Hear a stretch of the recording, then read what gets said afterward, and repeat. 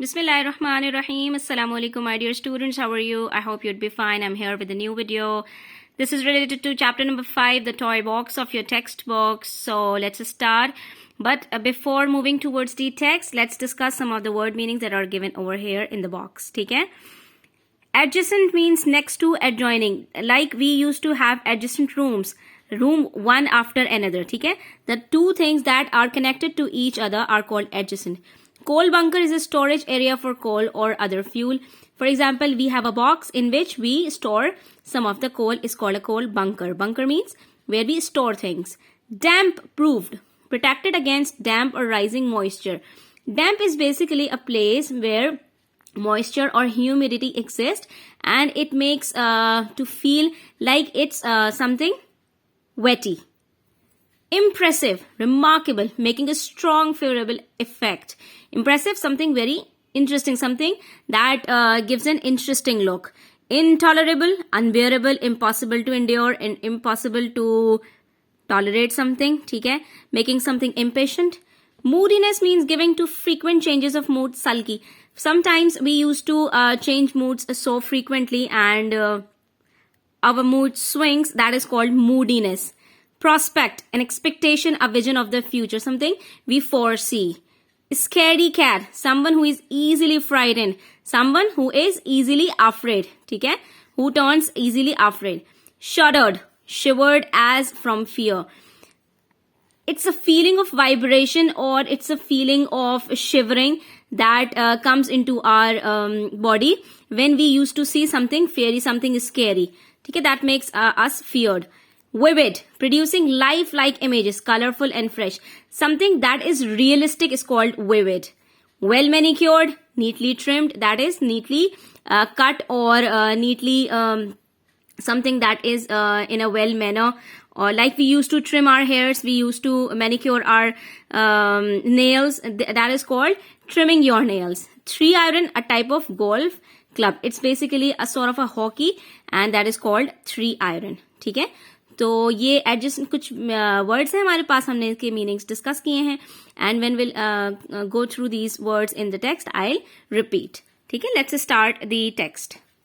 Don't look, said father as he eased the car into a lower gear. He and mother were sitting in the front, Matilda and I in the back. Father ने कहा पीछे मत देखना. जैसे ही उन्होंने गाड़ी को lower gear में डाला, स्लो डाउन किया, मम्मा और बाबा दोनों बैठे हुए थे फ्रंट सीट पर, मैं और मेरी बहन मटिल्डा बैठे हुए थे बैक सीट्स पर. The tires made a pleasing crunch as they passed over the gravel. Father drove steadily, trying not to scatter the stones over the well-manicured lawn on either side of the narrow drive. जैसे ही ये जो यहाँ पर pebbles आपको नजर आ रहे हैं, basically जो इन्होंने वर्ड्स यूज किया, ग्रेवल उसको कहते हैं, छोटे छोटे कंकरियां जो होती हैं, जो स्मूथ स्टोन्स होती हैं, उसको कहते हैं पेबल्स और ग्रेवल. तो जब गाड़ी उसके ऊपर से गई तो उसने एक हल्की सी क्रंची सी आवाज बनाई, लेकिन मेरे फादर ने बहुत स्टेडीली, बहुत स्मूथली ड्राइव किया ताकि वो कंकरियां इधर उधर ना फैलें, लेकिन उसमें से जो आवाज आई वो बड़ी जबरदस्त सी थी.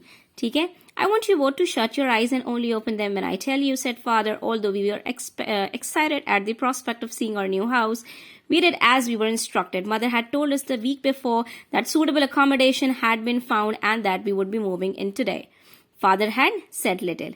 बाबा ने हमसे कहा कि आंखें बंद कर लो. It's a surprise for you people and mom has already told us about it a week before and she told us that we are going to accommodate into a new house. We are going to move into a new house and it was the time that we were about to be revealed about our new house. ठीक है. तो ये एक surprise था बच्चों के लिए. एक हफ्ते से प्लानिंग कर रहे थे अपने फ्यूचर हाउस में जाने के लिए और आज वो दिन आ गया था, as you can see in the picture, और ये अपने न्यू हाउस में मूव करने के लिए जा रहे थे. So we have a few words over here. Let's discuss their meaning. Gravel कहते हैं pebbles, small stones को, जो चिकने चिकने छोटे छोटे पत्थर होते हैं, खूबसूरती के लिए लगाए जाते हैं, that are called gravel. Steadily means in an even manner. ठीक है, smoothly, एक चीज को एक स्पीड के साथ, एक तरीके के साथ करने को कहते हैं, न बहुत तेज हो न बहुत स्लो हो. Scatter, disperse, distribute, scatter फैला देना. Manicured, in a proper shape. Prospect, expectation, accommodation, house को कहा जाता है. Okay, turn over the page. Come on, page number 52. You'll see when we get there, he said in answer to our questions, the packers had been busy during the previous week. It had been fun living with boxes everywhere. Then suddenly our magical playground had been whisked away and we were left with a few suitcases. हमारे जो father थे वो ज़्यादा बातें नहीं कर रहे थे, उन्होंने हमारे सवालात का बहुत छोटा सा जवाब दिया और उसके बाद फिर ये जो बच्चा है ये बता रहा है कि पैकर्स हमारे हाउस में एक हफ्ते से बिजी थे और वो हमारी चीज़ों को पैक कर रहे थे। आखिर में हमारा जो मैजिकल प्लेग्राउंड था वो भी पूरा डिस्पर्स कर दिया गया और सिर्फ हमारे पास थोड़े से सूटकेसेस बचे। The large gates we had passed through a little earlier were impressive and the gardens magnificent.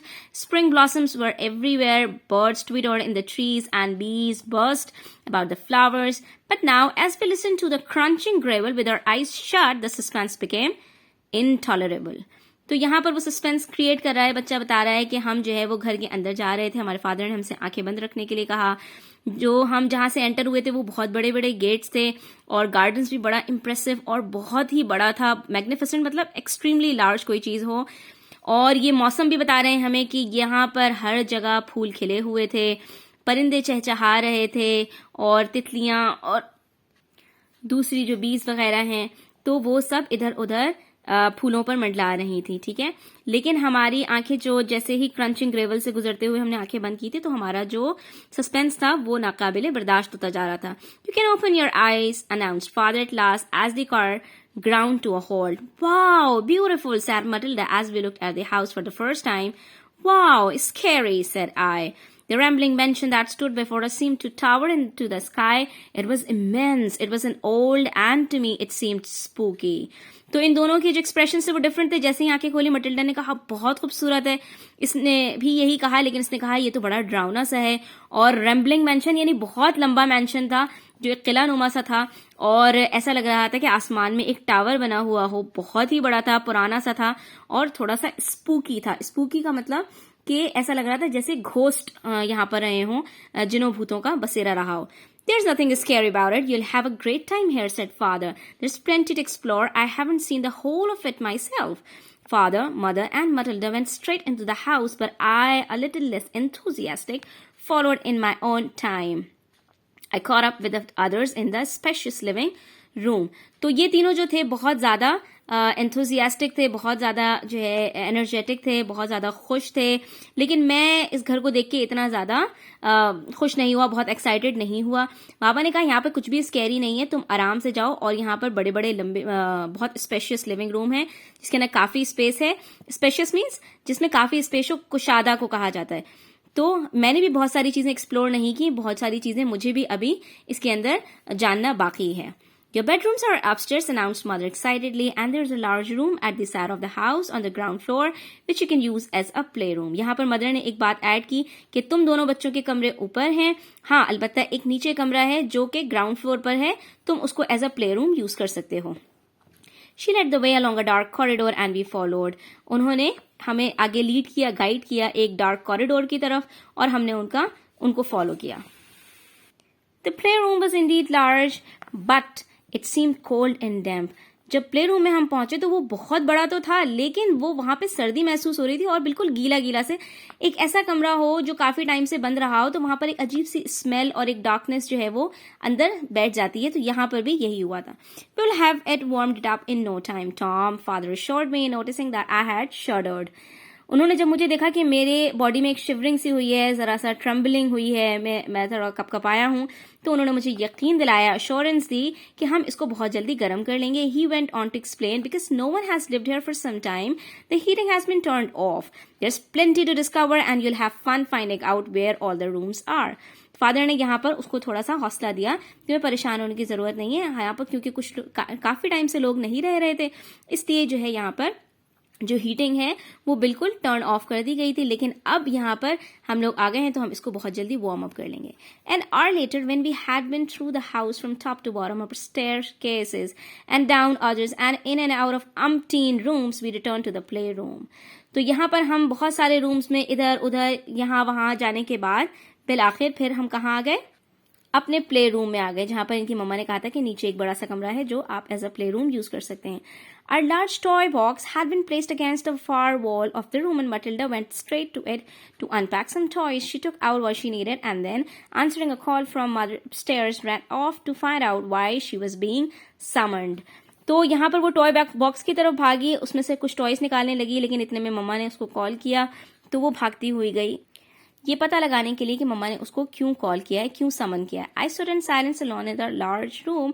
It was then that I heard for the first time a feeble cry followed by a long moan. It seemed to come from the box, but this was just not possible. जब Matilda भी चली गई, मैं कमरे में अकेला था, तो क्या हुआ, मुझे एक टॉय बॉक्स में से अजीब सी बारीक सी आवाज आई जैसे कोई रो रहा हो. Perhaps a cat had entered the room. I thought to myself, or it's my imagination. I pulled a couple of toys from the box, but when I heard the cry again, I screamed, dropped the toy truck I had been holding and fled. I found Matilda and Mother upstairs in my bedroom. My suitcase and a couple of boxes containing clothes, more toys, and books were lying on the floor beside the bed. Mother was unpacking a smaller case on the bed. I began to help her put away some of my clothes in a large cupboard that was standing against one wall. I paused by a window to look at the garden outside. It was bright and warm, and everything looked green and fresh. I wanted to be out there, not in this dark house with its cold, echoing rooms and strange sounds. हुआ क्या कि मैंने जो है वो box में से कुछ टॉयज निकाले, और जब मुझे आवाज दोबारा आई तो मैं चीखा. मैंने अपने टॉय ट्रक को फेंका और उसके बाद मैं तेजी से भाग गया. Fled is the second form of flee, which means मैं तेजी से भाग गया. फिर मैंने मम्मा और मैटिल्डा को ऊपर देखा. वो सूटकेसेस में से कुछ चीजें निकाल रहे थे. मम्मा जो है अनपैक कर रही थी चीजों को. मैंने उनकी हेल्प की क्लोथ्स को कबर्ड में रखवाने में. और उसके बाद मुझे बाहर की तरफ मैंने जब देखा तो वहां पर मुझे रोशनी भी नजर आई, गर्मी भी महसूस हुई, और हर चीज बड़ी फ्रेश और बड़ी ग्रीन नजर आई. तो मुझे बाहर देख के बहुत अच्छा लगा. मुझे अंदर बिल्कुल भी मजा नहीं आ रहा था. "You are very quiet, Tom," said Mother. "Is something the matter? I don't like it here," I muttered. "Why ever not?" asked Mother, coming over to join me by the window. "It's cold and spooky," I replied, "and I don't like the noises it makes." "Noises?" asked Mother, astonished. "What noises?" "I heard some noises moaning coming from our toy box," I replied. So this is the conversation between the boy Tom and his mother. तो मम्मा ने जब उसको notice किया कि बच्चा quite है, उन्होंने पूछा, "क्यों भाई, खामोश क्यों?" "मुझे यहाँ अच्छा नहीं लग रहा." "क्यों अच्छा नहीं लग रहा?" "क्योंकि ये बहुत ठंडा है और भूतों का बंगला लग रहा है और यहाँ पर अजीब गरीब सी आवाजें आ रही हैं." यहाँ पर मम्मा सरप्राइज हो गई. उन्होंने कहा, "किस किस्म की आवाजें आ रही हैं?" "Don't be silly," said Mother. "Come, let's go down and listen. Don't be such a scaredy cat. Matilda will come too, and I'll get dead too if you insist." We went downstairs and entered the playroom. We stood and listened. We heard nothing. अब क्या हुआ, वो सारे के सारे play area के अंदर आए. मम्मा ने कहा, "बाबा को भी बुला लेते हैं, ऐसी क्या परेशानी वाली बात है." तो जब वहां पहुंचे तो किसी भी किस्म की आवाज नहीं आई. "The sounds you heard must have come from outside," said Mother. "A gurgling pipe, perhaps." यहाँ पर मम्मा ने उसको ध्यान बटाने के लिए कहा कि यकीनन ये बाहर से आवाज आई होगी, शायद कोई पाइप बबल्स उसने प्रोड्यूस किए हो, इसलिए आई हो ये आवाज. खैर, "No," I said with some force as I backed out of the room. "It was a cry, a moan, I'm sure." Over the next few days, we settled in. I should say the rest of the family settled in. I was far from settled. I heard the cries whenever I went into the playroom and approached the toy box, and each time I heard the cries, I screamed. But when the others came running to listen, there was no sounds at all. So this was basically the mystery that was happening with this boy only. ठीक है, यहाँ पर उसने कहा कि कुछ दिन गुजरे, सारे फैमिली मेंबर सेटल हो गए, लेकिन मैं सेटल नहीं हो पाया. मैं जब भी उस प्ले रूम में जाता था तो टॉय बॉक्स जब भी करीब पहुंचता था तो मुझे इसी तरह की आवाजें आती थी. By the end of the week everyone was most annoyed with me. सब मुझसे नाराज हो गए थे. They came running to the room whenever I scream. जब भी मैं चीखता वो भागते हुए कमरे की तरफ आते. My parents did not believe me and assumed I was making up the story to get their attention.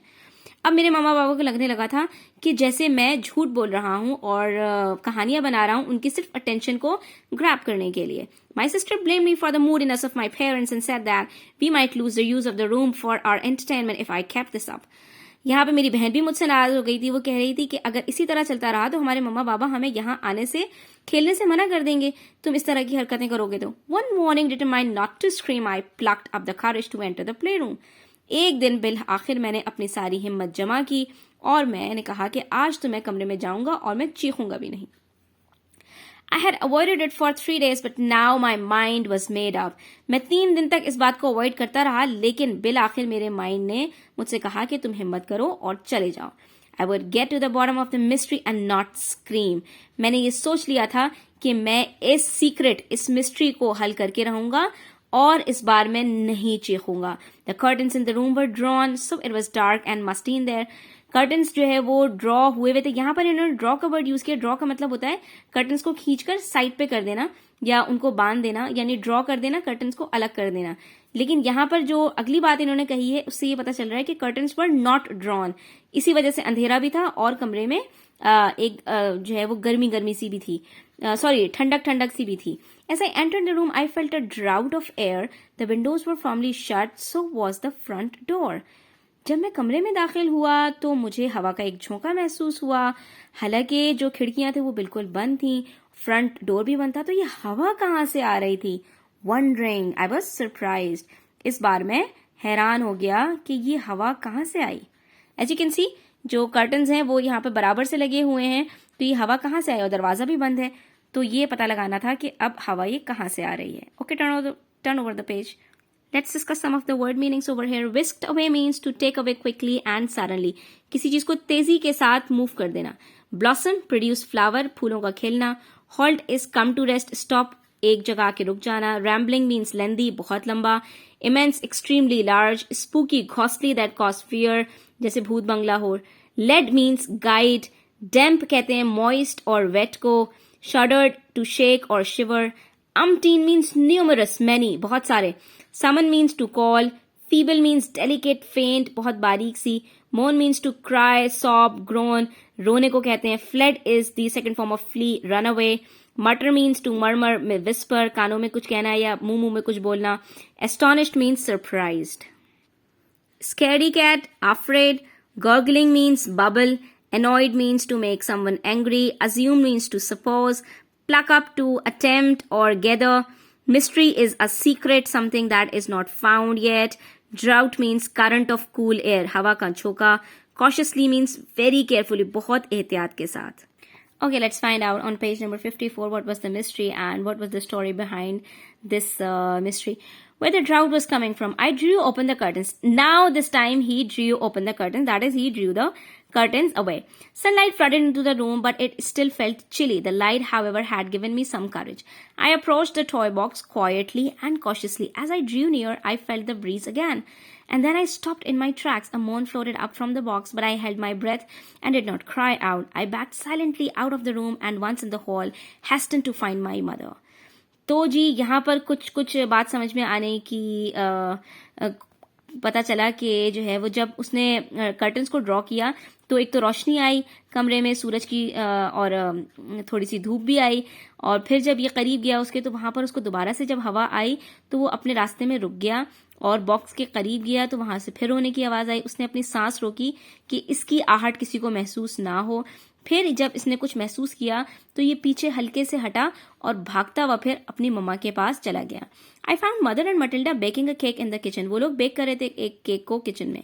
Hari come with me I urged but don't say a word or make a sound. लेकिन आप बिल्कुल आहिस्ता से आएंगी और आप आवाज नहीं निकालेंगे. Looking puzzled they followed me to the play room with my finger over my lips. I tiptoed across the floor towards the box. मैं अपने एड़ियों पर चलता हुआ गया, मैंने बिल्कुल भी आवाज पैदा नहीं की. They followed closely and silently. वो भी बड़ी खामोशी से आए. As we approach the box there was a cry and then some mumbling in adult voice saying something. A further cry followed finally by my scream, which I had controlled till then but now could hold back no longer. We stood there for a moment, breathing softly, listening intently, but heard nothing more. तो जब ये वहां पहुंचे तो इनको मम्मा को भी और उसकी बहन को भी हल्की हल्की आवाजें आई, लेकिन जब वो अपनी सांस ज्यादा नहीं रोक पाया और इसके मुंह से कुछ आवाज निकली वैसे ही वहां पर खामोशी हो गई. Father entered the room at a gallop. What's going on here? He asked abruptly. What had happened? यहाँ पर बाबा जब दाखिल हुए तो वो अचानक से बोलते बोलते रुक गए. उन्होंने कहा क्या हुआ, और जो है वो जब उन्होंने देखा कि यहाँ पर तो सब सख्ते की हालत में हैं तो वो भी अपनी बात अधूरी छोड़कर खामोश हो गए. ही पॉज्ड इन मिड फ्लो, मतलब वो अपने फ्लो में बोलते बोलते ही बीच में रुक गए. Noticing us standing in silence, mother indicating with one finger to her lips for him to be quiet. जैसे ही मम्मा ने उनको इशारा किया कि खामोश हो जाइए. We left the room and proceeded in an orderly fashion to the living room where mother explained what had happened. Well you wait here said father when he had heard the story. I will investigate. वापस जाते हुए मम्मा ने उनको पूरी story बताई तो उन्होंने कहा कि मैं इसकी पूरी इन्वेस्टिगेशन करूंगा, पता लगाऊंगा कि यहाँ पर मामला क्या है. Father marched out of the room purposefully. After a moment we heard the box being dragged over the wooden floorboards in the play room. After a while father joined us again. बाबा फौरन कमरे से निकल गए और उसके बाद हमने देखा कि वो बॉक्स को ड्रैग करके घसीट के जो है वो लेके जा रहे हैं वुडन फ्लोर बोर्ड पे, और उसके बाद फिर फादर ने हमें दोबारा से ज्वाइन कर लिया. Come with me, he said, going towards his golf bag in the hall. I think it's high time we have a good look at the old storerooms and coal bunker at the side of the house. यहाँ पर उसके father ने कहा Tom के कि ये ही सही time है कि हम अपने कोल बंकर्स और स्टोर रूम्स की तरफ जाएं और वहां से मैं अपना गोल्फ बैग लेकर आऊं और फिर हम यहाँ से जो पुरानी चीजें हैं उसको सर्च आउट करें. I found an air went in the wall hidden behind the toy box. Tom ने कहा इनके फादर ने कहा कि मैंने जो है टॉय बॉक्स के पीछे एक एयर वेंट देखा है, यानी जो जिससे हवा क्रॉस होती है उसको कहा जाता है, वेंटिलेशन के लिए होता है ये. Will find out where it goes and just in case I am taking a golf club. और इसी को फाइंड आउट करने के लिए मुझे अपना गोल्फ क्लब चाहिए. ये गोल्फ क्लब है, ठीक है. Father selected a 3 iron and let the way swinging it in the air. उन्होंने 3 आयरन को उठाया और उसको हवा में लहराते हुए गए. We crunched over the gravel, passed through a narrow gap in the thick hedge surrounding the side garden and approached the part of the house adjacent to the playroom. ठीक है, हम वहीं से होते हुए गए वो जो एक हमारा नैरो सा पैसेज था जहां पर ग्रेवल्स थे, ठीक है, और हम पहुंच गए गार्डन के साइड में. और घर से मिला हुआ जो प्ले रूम से मिला हुआ जो हिस्सा था घर के, उस हिस्से में हम चले गए. There were hundreds of broken tiles, old door and window frames, a rusting bicycle and other unwanted and broken pieces of furniture piled against the wall and scattered over that part of the garden. वहां पर हमें दुनिया जहान की चीजें नजर आई. कुछ जो है टाइल्स पड़े हुए थे पुराने, और कुछ पुराने दरवाजे पड़े हुए थे, खिड़कियों के फ्रेम्स पड़े हुए थे. एक जो है वो रस्टिंग बाइसिकल थी, यानी कि बाइसिकल थी जिसके ऊपर जंग लगा हुआ था, और कुछ अजीबो गरीब से अनवांटेड पीसेस पड़े हुए थे फर्नीचर के, ठीक है, यानी वहां पर बहुत सारा फैला हुआ सामान मौजूद था. Now father said we'll have to get all this rubbish removed, said father, picking his way through the debris. Debris कहते हैं ढेर को, कचरे के ढेर को कहा जाता है. जब उन्होंने ये ढेर देखा तो उन्होंने कहा हमें ये सारा रबिश जो है यहाँ से रिमूव करवाना पड़ेगा. All this must have been cleared out of the house when it was renovated. What a mess. यहाँ पर वो थोड़ा सा परेशान भी. उन्होंने कहा क्या जो है वो यहाँ पर कचरा खाना बनाया हुआ है.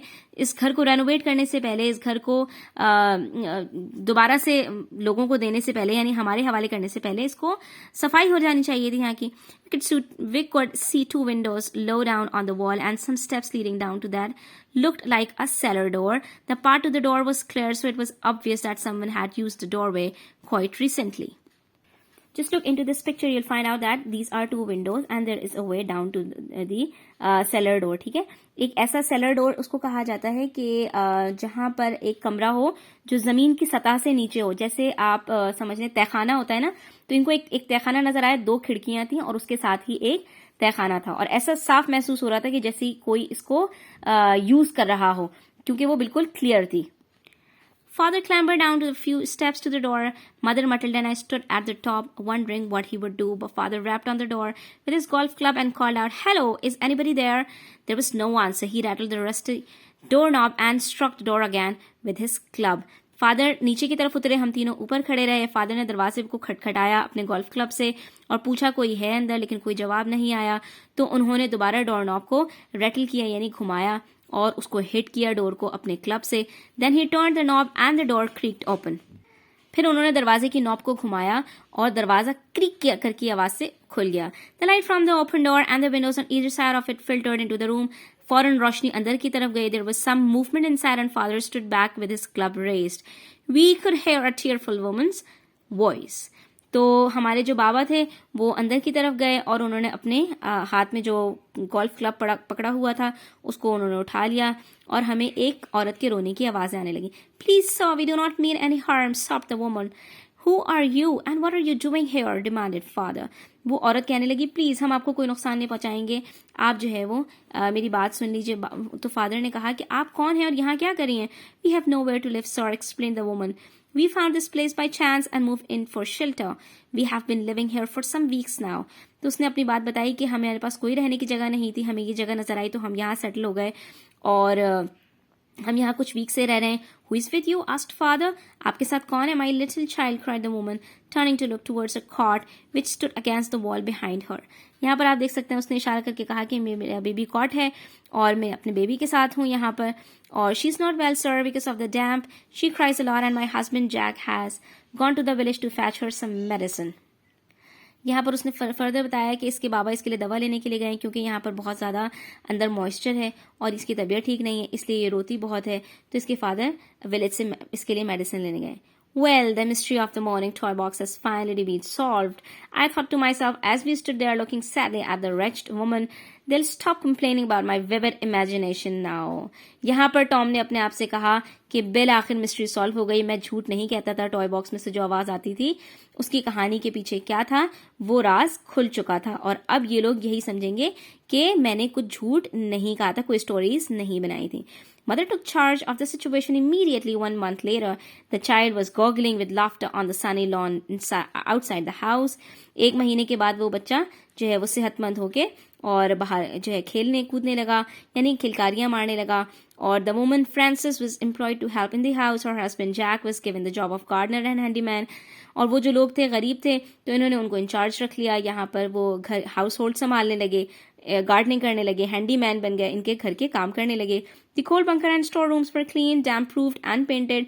जो जितने भी इस तरह की चीजें थी उन सब की भी जो है वो सफाई की गई और उसको रेनोवेट किया गया। The rubbish from the outside of the house was removed and shrubs were planted. Everything worked out well for all of us. The spooky house became a warm and comforting home. So, my dear students, it's the end of the story. I hope you'd like this story. Let's discuss some of the words along with their meanings. Hasten means be quick to do something, urge to request. Intently means attentively. Gallop, rushed. Abruptly, unexpectedly. Rusting, rot. किसी चीज का जंग आलूद होकर तबाह होना को कहते हैं। डिब्री, वेस्ट को कहा जाता है, स्क्रैप को। ये डेब्रिस नहीं होता, डिब्री होता है। रेनोवेटेड, रिपेयर्ड, रिफ्रेश, किसी चीज को नए तौर पे इस्तेमाल करने को कहते हैं। सेलर, अ रूम बिलो ग्राउंड लेवल, ठीक है, जमीन के अंदर जो तहखाना होता है उसको कहा जाता है। क्लैम्बर मीन्स टू क्लाइंब ऑकवर्डली, टेढ़े मेढ़े तरीके से जो हम उछलते कूदते ऊपर नीचे कर रहे होते हैं उसको कहा जाता है क्लैम्बर। रैप्ड मीन्स हिट, नॉक, किसी चीज को दरवाजे को मारने को कहा जाता है। रैटल मीन्स बैंग, शेक, किसी चीज को हिट करने को कहते हैं। Fetch means to search and find something. Wretch means miserable, heart broken. Vivid means something realistic. So, my dear students, please subscribe to the channel if you are new and like the video, share it with your friends. Stay connected. I'll share the question and answers very soon. Take care. Allah Hafiz.